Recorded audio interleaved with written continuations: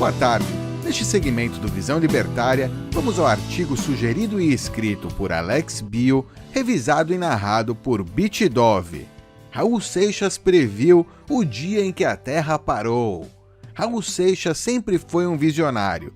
Teria o rei do rock brasileiro previsto a pandemia? Não é coincidência que ele está sendo citado num canal de anarcocapitalistas. Ele teve o seu tempo de levantar a bandeira da liberdade quando recomendou votar nulo, reconhecendo a classe política como parasita. Em outras músicas, profetizou contra a alegada distribuição de renda ao cantar "Querer o meu não é roubar o seu".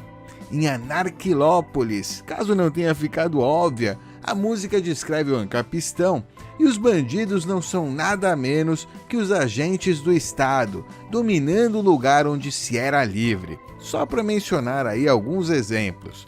Mas não foi sempre assim. O próprio Raul disse: "Eu já passei por todas as religiões, filosofias, políticas e lutas". É possível então encontrar músicas no acervo do genial cantor que se contradizem, né? Eu mesmo, quando adolescente, era fã de carteirinha de Raul, tendo ouvido a sua discografia completa e seus discos várias vezes. Nessa época, nutria também o sonho socialista comunista, mesmo sem saber sua inviabilidade, pois não sabia nada sobre ética, nem sobre o cálculo econômico. Em O Dia que a Terra Parou, que tive o prazer aí de escutar em disco de vinil, Raul fala de forma clara um certo sonho, o de que ninguém precise fazer nada. Na época eu entendia a música como um cenário de greve global, e provavelmente foi a intenção do Raul naquela época. Como que se fosse combinado em todo o planeta, o empregado não saiu para o trabalho porque sabia que o patrão não estava lá. Hoje, com mais de 30 anos e tendo estudado inúmeras coisas que a escola evita ensinar, sou capaz de analisar os acertos e erros do meu ídolo. Naquela época, era forte a teoria de que o consumismo, fruto do capitalismo, era o mal intrínseco que levava os homens a todos os males e, portanto, uma greve geral cortaria o capitalismo, a economia e a ganância, cessando esses males. A narrativa conta como seria o suposto cenário diante da gloriosa greve global. Talvez ele não percebeu que acabou expondo também o problema que seria este cenário. Não tem pão para a dona de casa comprar, os que se voltam à fé não estariam nos templos, nas igrejas ou terreiros para exercitá-la coletivamente. Pode-se adicionar ainda os meros devaneios que ocorrem também em socialistas e comunistas, como que por passe de mágica não haveria ladrão, o que torna desnecessária a polícia, e o professor não trabalharia porque não teria mais nada que ensinar. O médico também não trabalharia, como se sem capitalismo não houvessem doenças. Hoje, a Terra está realmente parando, assim como na utopia que o comunismo vende para angariar as mentes sedentas de mudança social. A Terra está parando e estamos experimentando em tempo real a tragédia que seria adotar as ideias comunistas, mesmo que só por um tempo. Economia é uma ciência da vida, de como os seres humanos se relacionam, e estamos todos conectados em interações que vão causar reações ao longo do tempo. Já ouviu falar de que estamos todos ligados por até 6 graus de interação? Entendendo economia, fica menos mística a teoria do efeito borboleta. Ou seja, em economia estudamos as consequências das ações humanas. Não, nós não chegamos no pior da crise. É um processo que não chegamos aí nem à metade e não sabemos quando os últimos efeitos cessarão.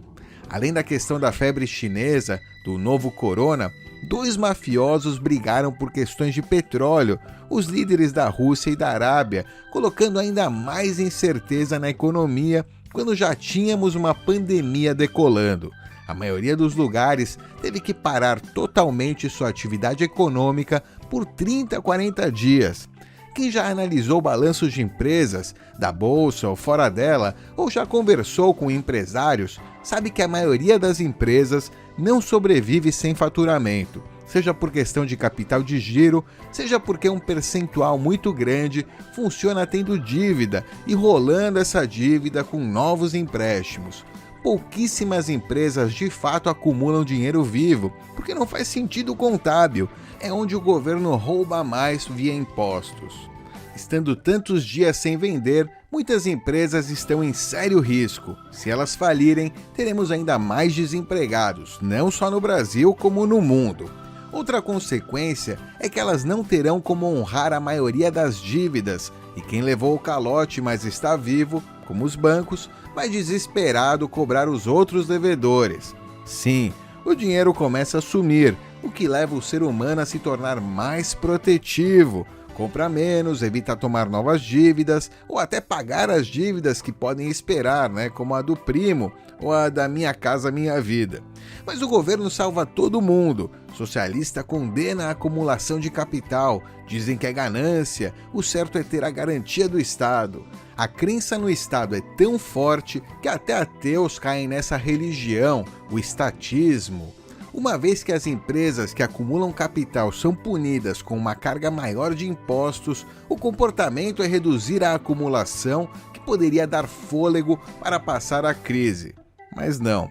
Os religiosos do Estado dizem que ele pode e deve resolver tudo. Afinal, ele tem a caneta do legislativo e a impressora de papeizinhos coloridos. E é isso que os governos do mundo todo estão fazendo. Numa ação coordenada entre os bancos centrais, a solução que encontraram para adiar a crise é injetar muitíssimo dinheiro. Nos Estados Unidos, incríveis $1,5 trilhão só para começar, mais uns 13 trilhões até o fim de março e a promessa de impressão infinita pelo Fed até resolver a crise, empurrando dólares goela abaixo da economia global.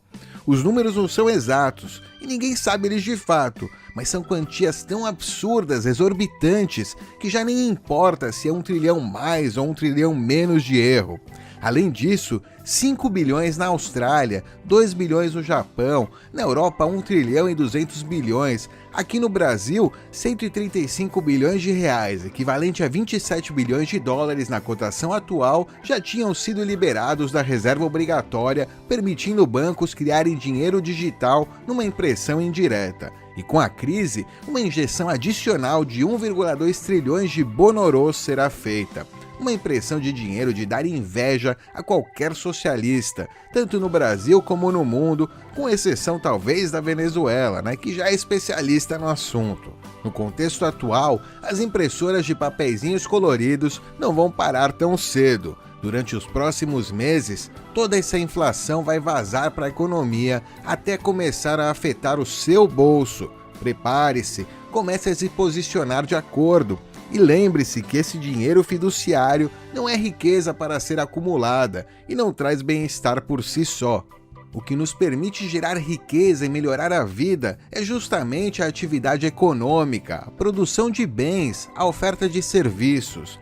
E se quiser aí de qualquer maneira fazer a sua reserva de valor em alguma moeda, melhor buscar alternativas para os papeizinhos coloridos lastreados em honestidade de político, Recapitulando, a Terra parou. Sem atividade econômica, temos desemprego, calotes, redução do consumo e mudança do padrão de consumo para coisas mais básicas da vida.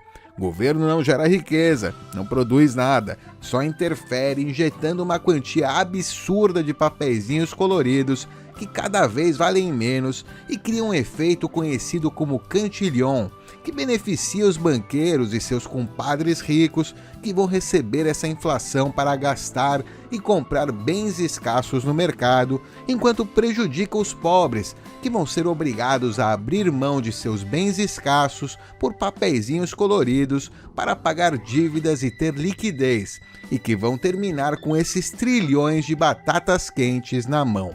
O governo está fazendo o que sempre faz, seja ele de esquerda ou de direita, está ajudando a redistribuir os bens escassos dos mais distantes do poder para os mais próximos dele.